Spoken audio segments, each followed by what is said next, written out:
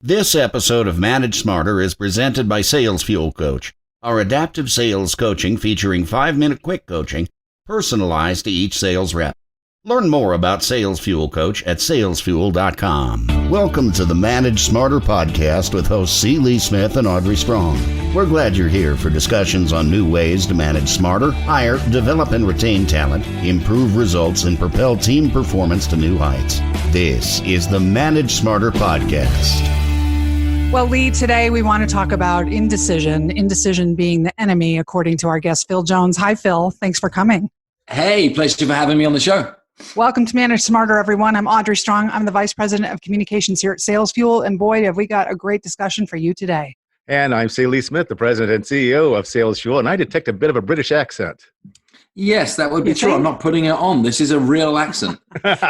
Well, I've enjoyed reading your books, Phil Jones. And for everybody who isn't familiar with you, Phil Jones, a best-selling author of Exactly What to Say, Exactly How to Sell, and Exactly Where to Start.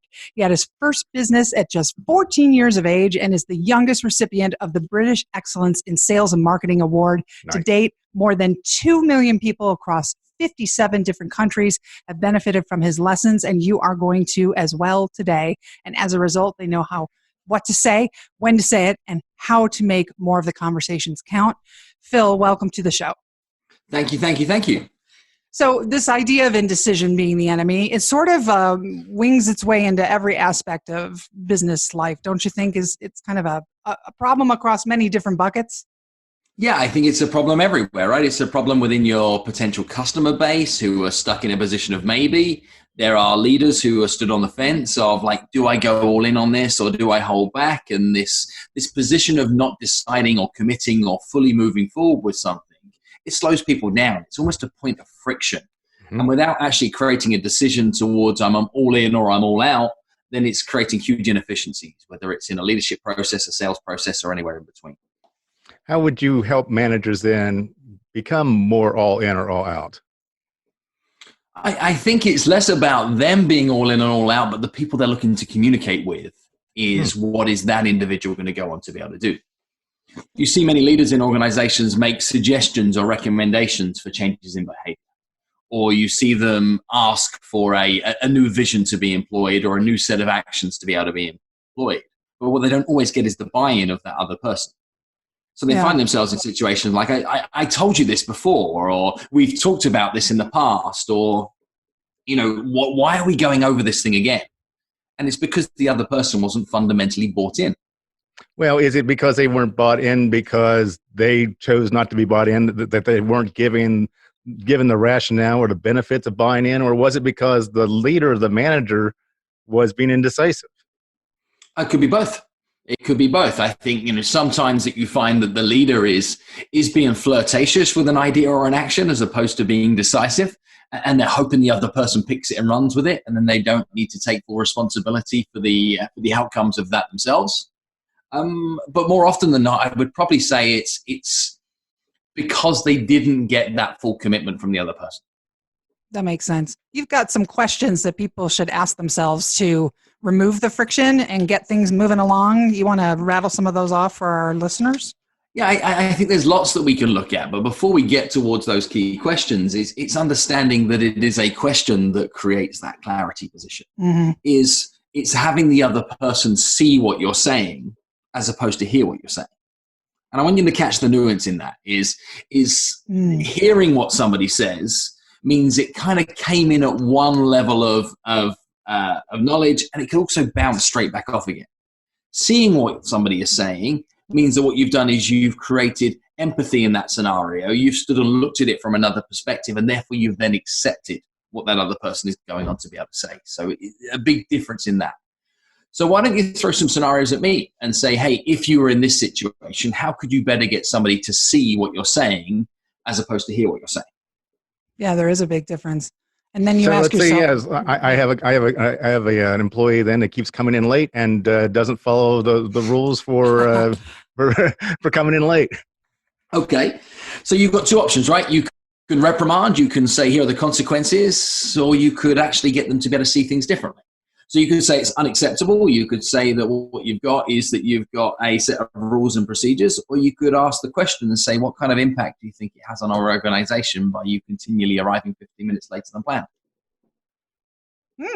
Interesting. That's a good way of going at it. Yeah. All right. What do you got, Audrey? Oh gosh, I'm trying to think of something. I'm somebody who's a stickler for project management. I'm a monster in project management. So when people aren't hitting certain benchmarks and deadlines, it just makes me crazy. So how would I tackle that? So when we set out on this plan in order to be able to fulfill on this promise of this project, we all agreed dates and deadlines and checkpoints that we would have certain things done by. What I'm struggling to be able to understand is how we're now at a point where we're past some of those deadlines. And as I rely on you delivering to your part of the project, I'm finding out that your part hasn't been completed to the level that was agreed. I'm wondering what's happened or what we failed to communicate in that scenario that means that we're now in a situation where we're letting other people down. I love it because it puts them in the lens of understanding your point of view in the seat that you're sitting in, and it forces them to be empathetic and maybe step up.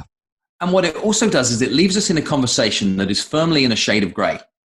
Mm-hmm. It is not saying that there is a black and a white scenario. It's allowing the other person to save an element of face if there is a reason. It's giving them the mild benefit of the doubt that says there could be some form of catastrophic scenario here that's prevented them delivering on their promise. We don't believe there to be, but we're leaving 2, 3, 4% in our shades of, in our shades of grey to give them the position to step up. We call that wiggle room. And just a touch of it, right? That's right. So I think we can go with one more example as well on this, Okay. which is a very clear and easy way to be able to ask somebody to be empathetic. And all it is lifting a sequence of words from my book, Exactly What to Say. And it's the preface of the question, how would you feel it? Yes. So how would you feel if you were in my shoes right now? How would you feel if you were responsible for leading this project and that some of the people that were responsible for key components hadn't delivered on their part? How would you feel if that you were looking to be able to lead a team and that one of your team members was continually showing up late? How would you feel if you were in my shoes? So let me just throw another one at you. Let's say that corporate comes down with this really unrealistic expectation, whether it's a sales goal, a productivity goal, or something like that. And you have to coach or manage somebody then who's not bought in, who thinks it's unrealistic, who's speaking out against it, and not performing to the level that corporate expects them to deliver to. Okay, that's a difficult spot for a manager to be in. Yeah, so this is a manager looking to be able to improve the performance of a team member. First thing I want for this scenario is, does the manager believe that the targets and expectations from corporate are realistic? Chances are not. Okay. So I think this is something that we then have to tackle, right? Is are we asking us that we've got the employee doesn't believe what you believe as the leader, or are we in a situation where what we're looking to be able to do is to say that we've all got a job to do? They're two very different things. And I think what we should be able to look to be able to do is that if it's that latter that you've just presented it as, is I think we need to bring empathy with us and the person we're looking to be able to lead and put ourselves on the same side. We're going to do this with a polite opening, a mutually agreeable fact, and then what we're going to be able to do is we're going to deliver a question on the end of that. So, the polite opening to this conversation would be, is that you understand that I have the responsibility of being able to lead you and everybody else in your position in this given role. The fact of the matter is that we've been given these targets to be able to achieve via our corporation, our leaders, and we have stakeholders in order to be able to be responsible and accountable to us. So what I've done is I've come and created some mutually agreeable facts there. The question that I'm then going to ask is, do I have your commitment that you're at least going to try your best towards achieving as much as we possibly can towards these targets? I love the structure of that. I mean, it's simple, but you're creating an expectation of a certain type of answer that hopefully you'll get. Well, we're going to get an answer we can work with, right? Either yes, I'm committed to be able to give this a go, or no, it's unrealistic. I can't be prepared to work under this kind of pressure. Well, so what would the follow-up questions be? So you get an answer from them. It's like, I know in one of your books or whatever, you have a list of some really short follow-up questions that pretty much you can apply to most situations. I think that might be apropos here. Okay. So let's just say that, give me the version back. You be the employee and we'll see where we take this. Hmm. Yeah, I just don't think the corporate understands, what it's like then, to be, at this level performing this role. There's no way that I'm going to be able to get X, Y, and Z done by next Thursday. Okay. And when you say that there's no way that you would be able to do that, how certain are you that everybody else in the organization agrees with you? Well, I know I talked to Susie at the water cooler or whatever, and she feels the same way. And I'm pretty sure that most people on the floor, will agree with me. Okay. And the question I ask you is, how certain are you that everybody would go about it that way around? Now, this is very good lawyering on your part. But I'm asking them to see that what there is that there's an opportunity that there are some people who are out there actually doing the work right now. Mm-hmm. Yeah. So what do you think the difference is between the person that's out there and actually putting their effort and energy into supporting the conversations with their customers to be able to help achieve this number versus the people that are having the conversations at the water cooler? What's the better use of time? Not the water cooler. Mm-hmm. Right? And all I'm looking to be able to do is to ask questions so they can see what I'm saying, right? Is if I'm saying to them, look, if you just spent more time out speaking to other people than you did gossiping with people out at the water cooler, then what you'll be doing is you'll be getting closer towards that target. Now what I am is I'm aggressive. Now what I'm doing is I'm creating a defense in that other person because their little voice inside their head is saying, yeah, but Susie said, yeah, but like, what about this? And yeah, but like, I've got the biggest territory, or yeah, but like we maxed out last year, so I can't get the headroom in it. And all these excuses come. The second I talk in terms of questions, I can never get it wrong. Because if they don't see what I'm saying the first time round, I get 15 more goes. And you maintain control of the conversation by asking questions. You betcha.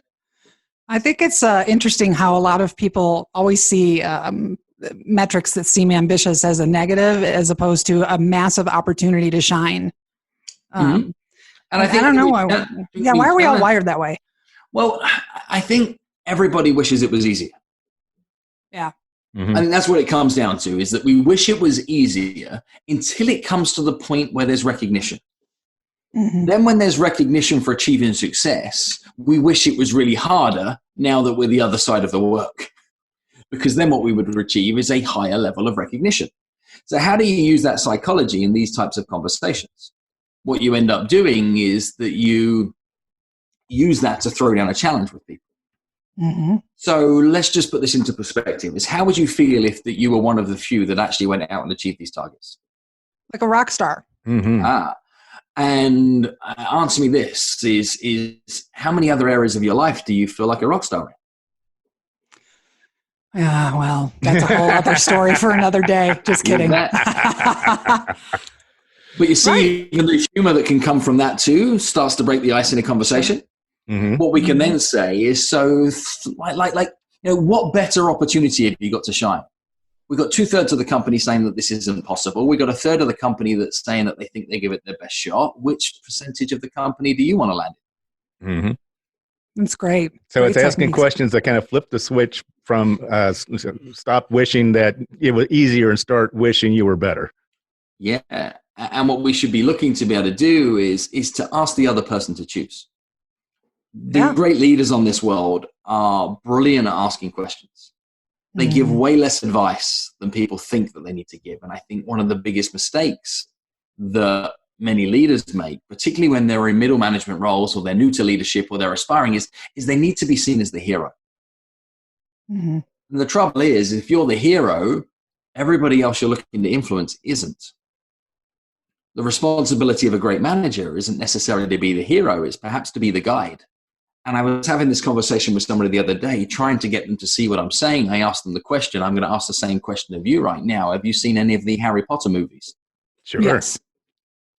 So Harry Potter books, Harry Potter movies, there's a huge leadership lesson within those books. The mistake that almost everybody looks to be able to make is that they think of themselves as the hero. Now, Harry Potter is the hero. Let's just think if the manager wants to be Harry Potter, that's them trying to be able to take the hero status. What they should really be looking to be is they should be looking to be Dumbledore. Mm-hmm. Mm-hmm. And whatever their product is or whatever their project is or whatever the outcome they're looking for, that's the wand. Mm-hmm. So the product or the opportunity or the project becomes the tool to help be able to achieve it. The person you're looking to be able to lead is truly the hero in this story, and your responsibility as their leader is that you are the guide. You are not looking to be able to take the applause. You look to be able to achieve the applause that comes later once the hero completes the mission. And you win by the second proxy applause as opposed to the hero moment. And that's how a leader gets to jump from one position, not just to the next position, but go on to be able to find themselves in huge positions of leadership because they're responsible for the result and the outcome and the thing that's bigger than the moment. Yeah. I know, Audrey. I'm having a craving right now for some chocolate frogs. I love that. And isn't that part of what you say when you say in your book that you should plan your victories? So it's almost like it's a self-fulfilling prophecy, and you can make your critical path backward from that day, like you said. You bet. Yeah, we talk about this in exactly where to start, is how what you can do is you can plan those victories out ahead of time. In doing so, you know where your new milestones are. Too many people in corporate roles, they let the corporation decide where the milestones are. There's nothing that says you can't create your own ones that are either in line with that or perhaps even past that, and then put your little celebrations on those. And what I've learned to be true from the thousands of organizations that I've worked with through the years is the people who set their own standards that go on to achieve excellence, not the ones that continually surpass the standards that are set by their employer. Yeah, I think that the revelation for me, and it is, I love what you're saying, in that you said let the employee that you're coaching up realize that that he or she has a choice. But when you're given these metrics from the top down, from the mothership, it always used to feel, at least to me, like it doesn't feel like a choice. It doesn't feel like a choice. But what I think is wonderful that you're saying, it absolutely is a choice. Mm-hmm. You can 100% choose how you want to go and approach that reality, right? There's thousands of the things that in this world that we cannot control, but what we can control is how we feel about it, how we think about it, and what we do because of it. Mm-hmm. Mm-hmm. So control your controllables, which is another phrase I love from your book. Thank you. Yeah. You offer some advice on asking for targeted feedback. I think that's an area then too, is like when we have that indecision, maybe we're concerned about what feedback or what pushback we're going to get by making that decision. So shed some light on that for me. Yeah, give me some context again, and let's see if we can jam it out in real time and give people some more precise responses. Well, in your book, I'm reading, like, instead of asking, what do you think I should do, ask, what would you do if you were in my shoes? You kind of, you kind of touched on that one a little bit as well. Or instead of asking, how much should I charge? You say, what have you seen others with my experience charge? Correct. And what we're really looking at in these situations is that when you're asking for advice from others, is to create this gray space again, where what they can do is they can feed new data into the scenario without you ever telling somebody that they are wrong. Mm-hmm. If I say to you, what do you think I should charge? And you give me a number I don't like the answer to, now all of a sudden we've created a conflict scenario. We've created a piece of indecision. If I say, what have you seen other people charge for similar types of services? Then what I get is I get some data back in that is useful truth for us to be able to have a more expanded conversation from. When you say, what do you think I should do? What you're asking somebody to do is to project their opinion on you in its entirety. And then if you don't like the opinion, and again, we've got a conflict scenario. If we say, if you were in my shoes, what would you do by alternative? Then what we've got is we've got them having the permission to actually be able to say what they would do, which is really them telling you what they think you should do, but with enough gray space in it again that you can accept all of it, some of it, or none of it without any loss of friction or any loss of momentum in the conversation. That's fantastic. I'm going to be asking a lot of questions from now on, Lee. When you talk to me or ask me a question, I may answer with another question. There's no harm in that, as long as what you're being is you're looking for further clarity. Yes. As opposed to being evasive. Or annoying.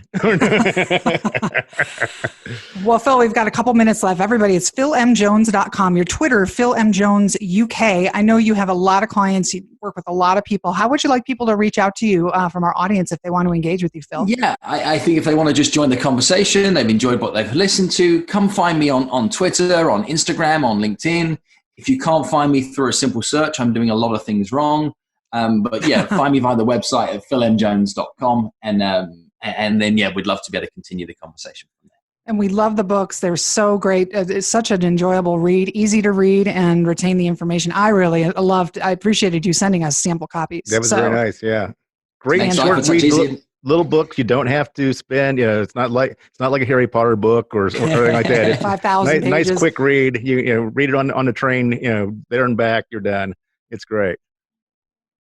Thanks, Phil. Well, we appreciate you being on the show. And if you enjoyed our conversation with Phil, please give us a rating and subscribe and review. 5 stars for Phil, please, and our little team here. We certainly appreciate it, and we thank you for listening. Thanks for listening. If you enjoyed the show, please rate and recommend on iTunes, Overcast, or wherever you get your podcasts. You can also get more great information at salesfuel.com.